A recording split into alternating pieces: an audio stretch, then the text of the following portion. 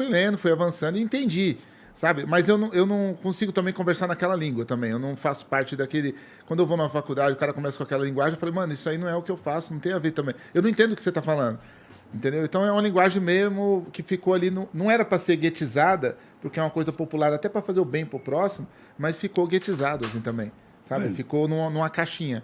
É mais uma caixinha que o cara se encaixa. E também quando ele fala, eu sou marxista, eu sou isso, eu sou leninista, tal, ele também entra naquela caixinha e também ninguém consegue tirar. Porque aí você também já joga os preconceitos na caixinha, sabe? É louco isso também. Hoje em dia tá assim, né? Se é esquerda, se é direita, blá, blá, blá, você já tem todo o estereótipo. Então... Eu acho que tem uma espécie de colonização mental nisso aí, entendeu? O que é esquerda e direita? Trata-se de um parlamento na França, não é isso? Um país colonialista. Na Revolução lá de 1889, 1890, sei lá que ano era. Revolução Francesa. Ah, francesa. Que dividiu de um lado os aristocratas de sangue azul, do outro lado os burgueses ricos. Ali não tinha povo, mano. Esquerda estava o pessoal com sangue vermelho e a direita era o pessoal de sangue azul. E aí eles impõem isso e até hoje, na mentalidade da colônia, a gente toma isso como referência. A gente não está entre esquerda e direita, a gente está entre empresarismo e humanismo. Sim. São as empresas mandando no sistema social ou o ser humano que vai mandar no sistema social. Nós estamos perdendo. Não tem, no grau de importância, no patamar de importância máxima da sociedade, está o interesse econômico, não está o ser humano. Por isso que eu disse que a sociedade ainda não é humana. A gente ainda não é humano. Tanto que após qualquer tragédia, fala o tamanho do prejuízo, não o tamanho de mortes, o impacto social. Fala geralmente o número do prejuízo. Ó, esse desabamento e essas chuvas vão causar 3 bilhões de prejuízo. Em primeiro lugar, depois fala dos mortos. Depois fala, são 120 mortos. Ainda mais se for pobre. Se for rico, não. Se for rico, cita tudo direitinho, porque ele tem dinheiro, ele tem valor. Né? De vez em quando eu estou expondo, alguém fala assim, qual é o valor? Eu digo, depende, mano. Depende da pessoa. Você quer saber o preço? Porque tem gente que dá um valor enorme, tem gente que não dá valor nenhum. Mas para os dois o preço é o mesmo. O preço é um número. Valor é sentimento. Sacou? E essa parada de você colonizar a mente com os filósofos europeus, sacou? É uma coisa que atrapalha até a conversa. Quando eu comecei a colocar pensamento no meu trabalho, vender brochinho, gravado em relevo e tal, isso despertava muito papo, muita discussão. E aí eu estava discutindo papo, geralmente gente de esquerda, gente acadêmica. Aí o cara, não, isso aí que você está falando é fulano de tal, de 1600, não sei quanto. Eu falei, porra, não li esse babaca, meu irmão, atrapalha meu raciocínio. Por que tem que citar gente, mano?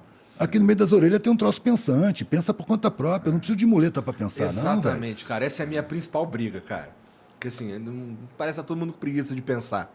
Tá todo mundo muito mais interessado. É muito mais cômodo, né? Muito mais Você cômodo. pega um pensador e diz, eu penso aqui. isso. Eu penso isso que ele diz aí.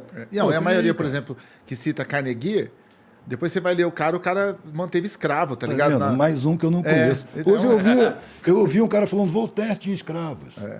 Defendia a escravidão. E citou umas frases hediondas. Um senhor preto, sacou de barba branca, falando de Voltaire. Falei, porra, cara, e é admirado.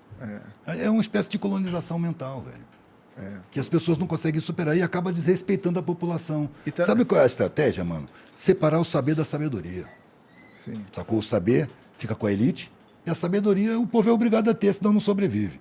Não, e você fala uma coisa, por exemplo, bem interessante da política, que eu acho mais legal, muita coisa que você fala é legal, mas da política, eu acho que você fala de uma maneira muito tranquila, assim, e tira tudo esse acabamento que a gente quer pegar para um lado ou para o outro, sabe? Você fala, meu, é feito pela população, tem que ser para a população. O debate político foi levado para esses caras que nem a bondade foi levada para a religião, por exemplo. Sabe? Quando eu vou fazer algum ato de bondade, ou um amigo meu vai fazer, os caras, mas vocês são de que igreja? Não somos de igreja nenhuma. Por que a bondade tem que estar atrelada a algo religioso, né? E a política também, quando você fala disso da política, que a política, os caras capturou o negócio e a gente até odeia a política, mas tudo que a gente faz também é política. Né? Mas esse ódio à política também é plantado. A imagem que se cria é que a corrupção está na política, nunca no mercado. Quando acharam 51 milhões com o Gedel Vieira, o baiano, 51 milhões no apartamento dele em cédulas, em malas e tal, foi a grita geral da mídia, pá, e execraram o cara e papapá. Quem é que deu esse dinheiro para ele, mano? Aquilo ali é propina. Quem deu esse dinheiro a ele levou muito mais, mano. Ele, como político, tem espaço de poder. Alguém levou bilhões e deu para ele 51 milhões de gorjeta. Mas isso a mídia não vai falar, porque a mídia é a boca do mercado, velho. É a boca dos banqueiros.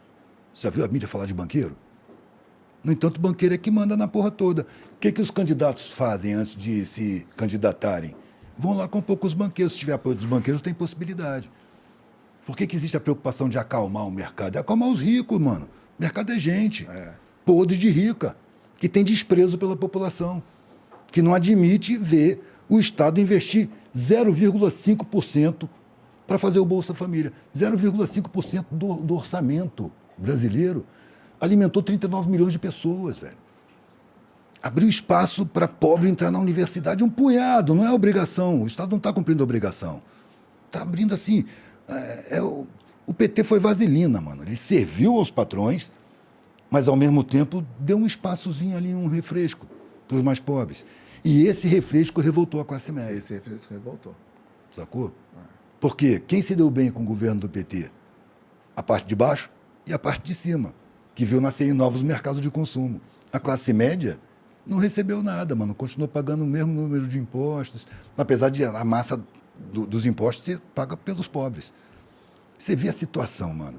O pobre, ele constrói tudo. Cada roupa costurada foi um pobre que costurou. Cada sapato que está nos pés foi um pobre que fez. Mesmo os de marca. Os de marca pior ainda, velho, que vem da Indonésia com trabalho escravo. Sacou? O chocolate suíço é feito com cacau da África. A Suíça não planta cacau. E é trabalho escravo, bota menino lá. O pobre bota o asfalto na rua. O pobre bota o cimento na calçada. Constrói as mansões, os palácios. Bota o fio, eletricidade, poste. Planta, colhe, traz. O pobre que bota a sociedade toda para funcionar. Cuida quando nasce e cuida quando vai morrer. Sempre. Sempre. Sempre, velho. O pobre está na base de tudo. Além disso, ele financia o Estado, porque a massa tributária está em cima da pobreza, mano. Os ricos se livram de imposto. Sacou? A massa tributária é em cima do consumo básico, que é dos mais pobres. Então o pobre constrói a porra toda, faz a manutenção da porra toda, financia a porra da sociedade e é roubado nos seus direitos constitucionais. É roubado no direito à alimentação, direito à moradia, direito ao ensino de qualidade, direito à informação, direito de viver com decência. Direito de viver, de respirar. Direito de ter paz. Sacou? Então isso é um crime. Para mim, o Estado, na situação que ele está sequestrado por poderes econômicos, ele é um crime organizado contra a população a favor de um punhado de poder de rico. Cara, mas assim, é muito difícil discordar disso, né? Porque Quero ver escapar disso. Hã? Quero ver escapar disso. Esse é o problema, né? É mais foda que discordar, escapar. Porque assim, quando eu morava lá no Rio, morei em alguns bairros sempre próximos e tal, mas teve um momento que eu morei no Jacaré e, porra, meus amigos eram tudo dali, não sei o quê.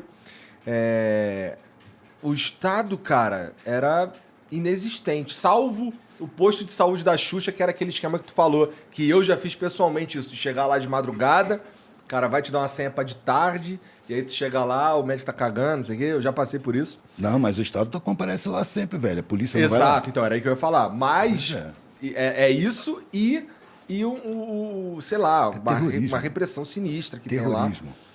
Tem lá. É para manter as pessoas apavoradas e inertes. Não reage, não.